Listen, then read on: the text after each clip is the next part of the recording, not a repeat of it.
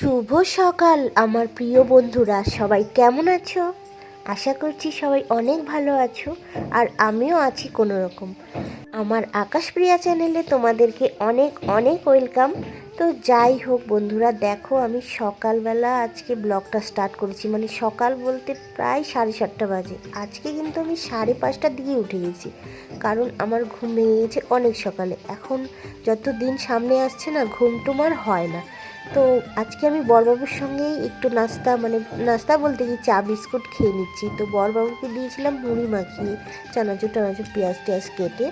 তো আর আমি খেয়ে নিচ্ছিলাম বিস্কুট, কারণ আমার পেটের অবস্থা তো ভালো না, তাই জন্য সকাল সকাল আমি ঝাল মুড়ি টুড়ি এসব খাবো না, আর চা বিস্কুট খেয়ে নিচ্ছি। আমি কিন্তু এত সকালে করি না, মানে চা কিছুই খাই না এইসব। সো যাই হোক, বড়বাবু এখন ডিউটি চলে যাবে, তারপরে দেখি কাজ করার ইচ্ছা হলে করবো, না হলে একটু শুয়ে থাকবো আবার। আর শোয়া হলো না। তারপরে দেখো ঘরটা না খুবই একটা কেমন যেন হয়ে আছে, অগোছালো কিচেনটা, মানে শরীরটা তো ভালো থাকে না, কখনো গুছাই কখনো অগোছালো করে রাখি। আর কি বলো তো, এইসব দোকান থেকে জিনিস নিয়ে এসেছিলো, রেশন পাতি, এইসবও ঝুড়ির মধ্যে ফেলে রেখেছি। তো আজকে ভাবলাম থাক, মানে আলসামো করলেই আলসামো, তো আজকে সব গুছিয়ে নিই, সব কাজ করতে শুরু করি।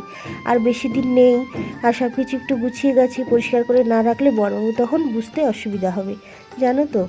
তো যাই হোক, আর দেখো বাসন টাসন অনেক কিছু পড়ে আছে, মানে অনেক কাজ। তারপরে দেখো মিক্সারটা এতটাই মানে মানে ইসে হয়ে গেছিলো, কালো হয়ে গেছিলো, খারাপ হয়ে গেছিলো। তো সার্ফ দিয়ে আমি ওটাকে ভালো করে পরিষ্কার করে নিচ্ছি। দুজনে মিলে এখানে থাকি, তো আমাকেই সবটা করতে হয়। বড়বাবু তো ডিউটি যায়, কখনো আমাকে হেল্প করে দেয়, কিন্তু বাকি কাজটা আমাকেই সামলাতে হয়।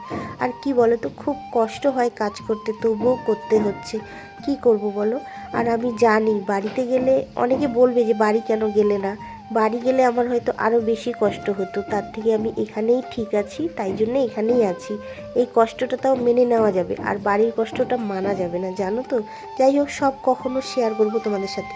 তো হ্যালো বন্ধুরা, আমি সব কাজ টাজ করে স্নান করে নিলাম। আর দেখো ওখানে ফ্রিজটা খোলা আছে, কেন বললো তো, আজকে না লাইট নেই, আর জলের খুব সমস্যা হয়ে গেছে, জলও নেই। তাই যাই হোক, জল আগে থেকে ভরা ছিল, ওই জল দিয়ে স্নান করলাম, মাথাটাও ঘষে নিলাম।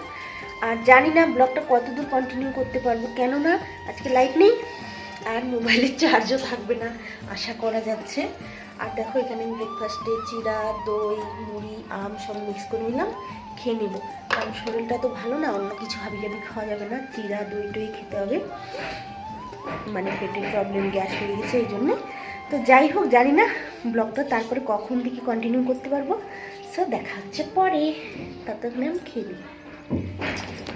স্নান টান করে নাস্তা তো হয়ে গেল, সেটা তোমরা দেখতেই পেলে। তারপরে আমি এখানে দেখো আলু করলা কেটে নিলাম, আর ফুলকপি পটল, মানে সব কিছু দিয়ে একটা চচ্চড়ির মতো করব। তো আজকে তো বললামই তোমাদের সঙ্গে, হয়তো পুরো ব্লগ শেষ করতে পারবো না। যাই হোক, আজকে শুধু এই সবজি কাটা অবধি ব্লগ থাকবে, তোমরা কিছু মনে করো না, একটু মানিয়ে নিও।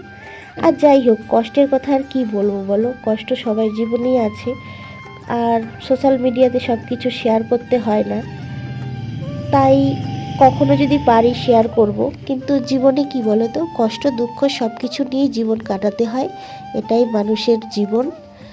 যাই হোক, সবাই অনেক অনেক ভালো থাকবে আর সুস্থ থাকবে। আমার ব্লগগুলো দেখো, আমাকে সাপোর্ট করো, আর যারা আমার ব্লগগুলো এখন দেখছো তাদেরকে অনেক অনেক ধন্যবাদ।